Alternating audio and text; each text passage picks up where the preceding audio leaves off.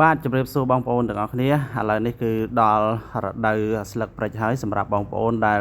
រស់នៅក្នុងព្រៃឡង់នៅក្នុងតំបន់ព្រៃឡង់ហើយទាំង4ខេត្តប៉ុន្តែថ្ងៃនេះគឺយើងបង្ហាញអំពីទស្សនវិជ្ជានៃការបេះស្លឹកព្រិចអំពីបងប្អូនយើង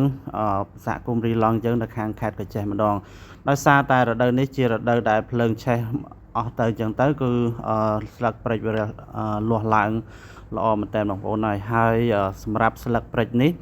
គឺយើងអាចយកទៅធ្វើម្ហូបបានច្រើនប្រភេទគឺអាចសម្លប្រហើរក៏បានសម្លសឡក់ក៏បានជាពិសេសគឺយើងចៀនពងទា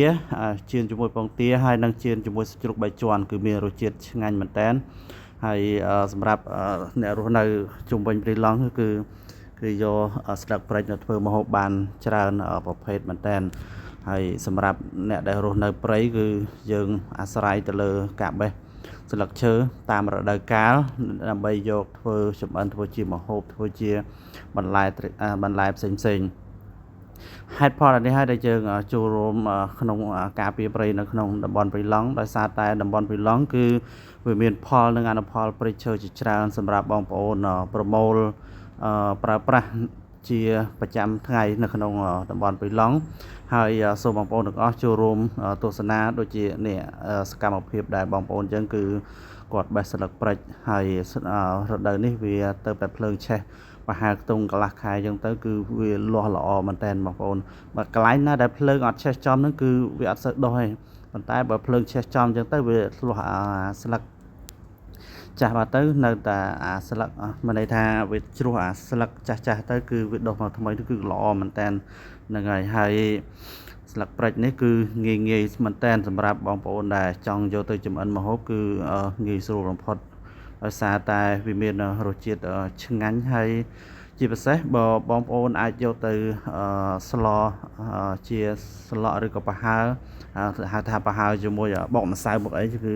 ពិសេសមែនតើបងប្អូនហ្នឹងហើយបងប្អូនមើលនេះគឺដុសល្អមែនតើហើយបើសិនតែពីមួយទៀតគឺយើងយកទៅឆាជាមួយសាច់ជ្រូកបីជាន់គឺឆ្ងាញ់មែនតើបងប្អូនខ្ញុំធានាថាឆ្ងាញ់គឺឆ្ងាញ់បងហ្នឹងហើយសម្រាប់បងប្អូនខ្ញុំអត់ដឹងថាស្លឹកព្រិចនេះគឺមាននៅក្នុងតំបន់ខេត្តណាខ្លះទេប៉ុន្តែនៅខេត្តកញ្ចេះហ្នឹងគឺគ្រប់ទីកន្លែងហ្នឹងគឺយើងសម្បូរតែម្ដងគឺដល់រដូវកាលគឺយើងអាចប្រមូលបេះបានតាមមានន័យថាយើងដោយសារតែដើមហ្នឹងគឺវាអត់មានធំទេបងប្អូនគឺមានតែប៉ុណ្្នឹងឬក៏ត្រឹសជាងនឹងបន្តិចអញ្ចឹងទៅអត់ងាយអត់ពិបាកនឹងឡើងបេះប្រលេះអីទេអញ្ចឹងយើងអាចបេះតាមលក្ខណៈបែបធម្មជាតិมันអាចយើងមិនកាប់បំផ្លាញឬក៏ធ្វើអីដើម្បីឲ្យវារលាយនោះទេបាទបងប្អូនទាំងអស់គ្នាថ្ងៃនេះគឺមានតែប៉ុណ្្នឹងសូមអរគុណជម្រាបលា